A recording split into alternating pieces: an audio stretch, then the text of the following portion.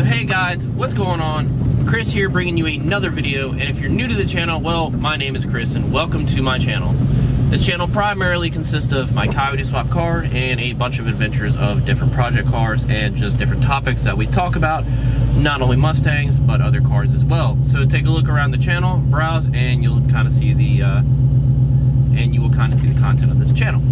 And today we're going to talk about the things that Ford got wrong with the Mustang. Exterior, interior, stock, and aftermarket wise. Now this isn't a list, or this isn't a top 5 kind of thing. This is just a few things on a list I have, opinion based. Now if I do miss something or you disagree, leave comment section below and let's get on with this. So the first thing on this list, exterior wise, is the height right of this car. And I know many videos have like this been covered, and I've covered a few as well on this channel, but I thought it'd be proper to kind of give an update and give everyone that's new to the channel kind of a proper update on my opinions, and the list has grown larger. So the ride height on this car, the ride height with these stock cars is horrendous, even with the Cobras, with the 0304 Cobras. Now I believe that the 0304 Cobras had kind of a bit more of a maybe half-inch drop with their springs. I've seen their springs on Craigslist actually being sold for around $150, maybe $200, which kind of surprises me because you can buy a set of lower-end springs for that price, and you can actually buy a set of coilovers for the front for actually that price. And well, you're stuck without springs in the rear. A lot of people just cut them. So maybe they're just Ford Racing springs when the Terminator first came out. But if you look at cars like the Mach 1, you look at cars like the 99 to 01 Cobra, and even some GTs that look great with their color, maybe a Sonic Blue or black, and then you see their horrendous ride height, the 4x4 stands. It literally looks like these cars came from the dealership with a rough country or Fab Tech lift kit. It's not only that Ford give you the Mustang package, but they also gave you the FTX Ford F-150 package as well. Or they just kind of sent their car to Southern Comfort and said, do something with this, the Black Widow Edition Mustang. So, but there's always a way to fix that. There's different kind of companies out there like Eibach and SR Performance and H&R that offer lower and spring options for you to fix that horrendous wheel gap, and they have different spring rates and they have different ride drops. So definitely hook your Mustang up with a set of lower end springs because you don't want that horrendous 4x4 gap. Now I really enjoy the layout of the dash and the kind of the cockpit feel that you have, like you're kind of like in a fighter jet almost with the Mustang. That's why this body style, and that's why this car itself I've owned it for so long, and that's why I love it. Besides the S550 and some of the newer Coyotes aftermarket wise, how they look, the inside of these cars I think really look great, but there is also some things that are horrible about the inside. So the first thing I did when I first got my car was it had a stock radio. Now the stock radio for maybe that age was kind of cool, but if you were in the 94 to 98 style, you had not even the double din, you had a cassette tape at the bottom, and then you had like a disc tray and a little like radio head unit at the top. So a lot of people get the 01 to 04, which allows a double din to be placed. Now the 01 to 04, which I have, being an 01, I was actually granted that option where I didn't have to upgrade. All I had to do was upgrade the radio. But the radio sucked. I mean, when it first came out, I remember my mom, when she had an 05 Mustang, they kind of had the same setup as, it was a shaker, not a Mach 1 setup. That's what they call this sound system in here, is Mach 1 460, or if you're lucky enough, you got the Mach 1000, which actually sounded pretty killer. But the radio head unit, it held 6 discs, which is cool and stuff, but a lot of the times the radio would go out, the lights would dim, so you didn't even know what channel or disc you're on, or what number, what song you're on for that disc. A lot of the discs would get stuck. A lot of things would happen, so I trashed the radio, got myself a Pioneer double din touchscreen radio, and I've had this radio for like 4 years, I want to say. I've had no problem with it.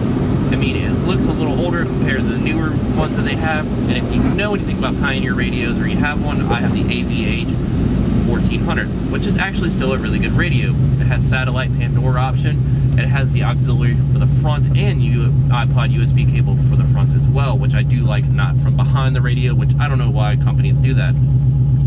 It even has a backup rear view camera. Not that I have set up, but it would probably be pretty crappy to the graphics nowadays that you have on these radios and stuff like that. And it actually also has where you can watch movies, but that's not wired up either.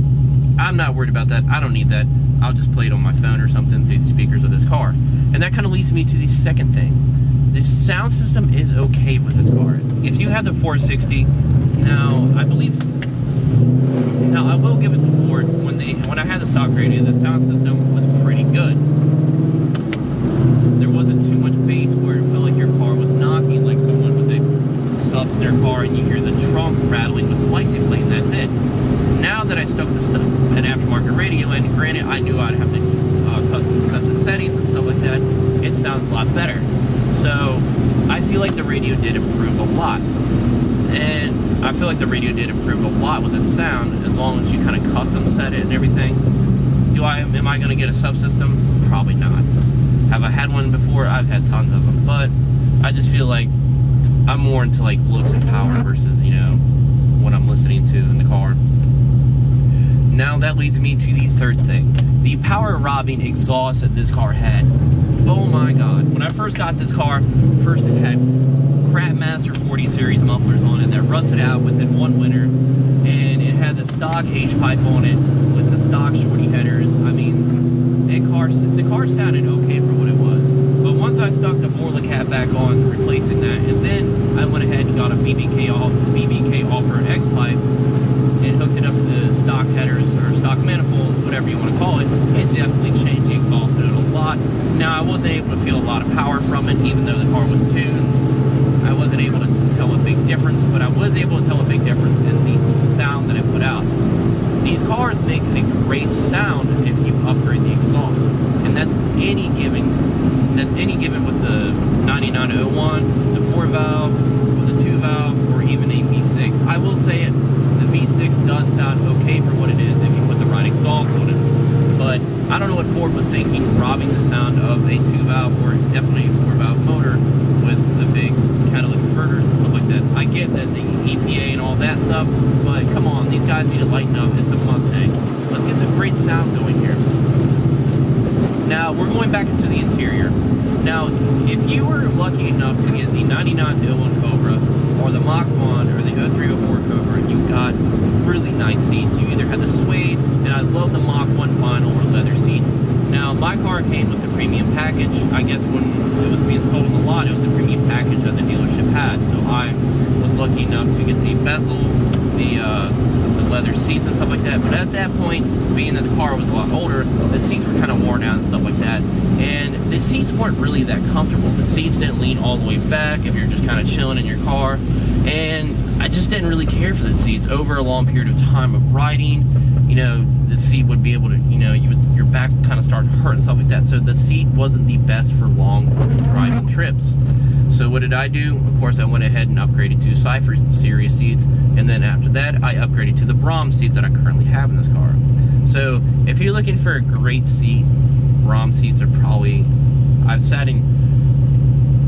if you're looking to upgrade your factory seats, Brahms seats are really, really good. If you're looking to upgrade your factory seats, Brahms seats are really, really good. I've sat in Corbos, I've had Cyphers, I've sat in Sparcos. If you just want a really comfortable racing seat that is luxury and it will, over a long period of time driving, is not going to hurt your back as much as a stock seat, and that is really comfortable and does lean all the way back, definitely hit up Brahm. And I'm not here to sell you something or something like that, but I just like the Brahm seats, and I've sat it in a bunch. My ass has been in a lot of seats, so there you go.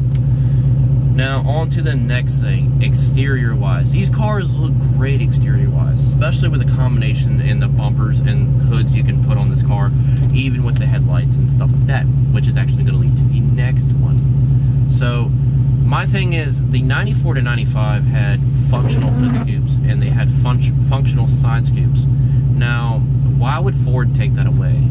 The ones that are just for looks look cool, but they're not doing anything, especially the hood scoop on the GT. When I first bought my car, I had the GT hood scoop, and it looked cool and stuff, but it wasn't functional. It wasn't like the Mach 1 Ram Air hood. I mean, Ford could have did a better job, I think, you know, investing a little more money into the GT. I get the GT is like the base V8 model, even if you bought the premium package stuff, even if you bought the premium package, they could at least did a little more from the dealership. So, definitely, I wish some of the stuff were functional on the Mustang. And that leads to the last two that I have for the exterior. And my last one for the interior, of course, back seats. These cars don't need back seats. That's why I took mine out. There's no way to sit back there. Now, in the newer Mustangs, it's a little different. There's a little more room. But with these, there's just no point in having back seats. But that was just quick and easy to get off the list. So, we're back out to the exterior mods. The last two on my list. The last two on my list. Starting with the wheels. Bullet wheels.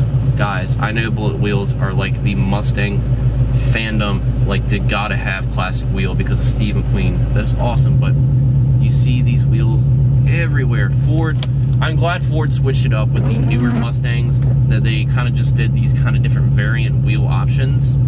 Instead, back then, you had the chrome, like saline looking wheels, which were cool. The Cobra ones kind of look similar, and then the bullets. This car came with bullet wheels, and oh my god, when I first bought my car and drove it around, you don't know how many Mustangs I counted with bullet wheels. Deep dish, non-deep dish, factory bullet wheels. I had to get rid of those things. So I went ahead and got some XXRs at the point, and now we upgraded to the Rovos Silver, and upgraded again to the Rovos Black Chrome. And my last and final thing that I think is the most horrendous thing on this car. They look good, but it really doesn't do much, is the headlights. The headlights on these cars suck. The light output sucks so much. At one point in time on this car, I had the retrofitted headlights. And retrofitted headlights are taking a kind of like, you're kind of taking how a BMW has their headlight, and the light output is just that much better. Clear, crisp. It's not just going and sticking HID ballast and bulb into a regular Mustang headlight and the lighting is scattered everywhere. It's a little expensive on the pricey side, but I'm gonna do it again to this car, and I wish Ford would have had taken its time to put money into the headlights and made it a little better. Make it like the BMWs, like where the light output is just that much brighter. And I get, oh, you can go to Napa and get some headlight bulbs or something and pay 60, 70 bucks. Or you can go on HID.com or something like that and buy some HIDs. Why do that when it's not going to be as a clean look and it's just going to be scattered and blind other drivers? So that's why I'm just going to do the retrofits. But I hope you guys enjoyed this video. Make sure to give this video a thumbs up, subscribe for future content on this car, follow the build, and follow the rest of the builds that are on the channel. And I will see you guys next time. Stay awesome and have a great one.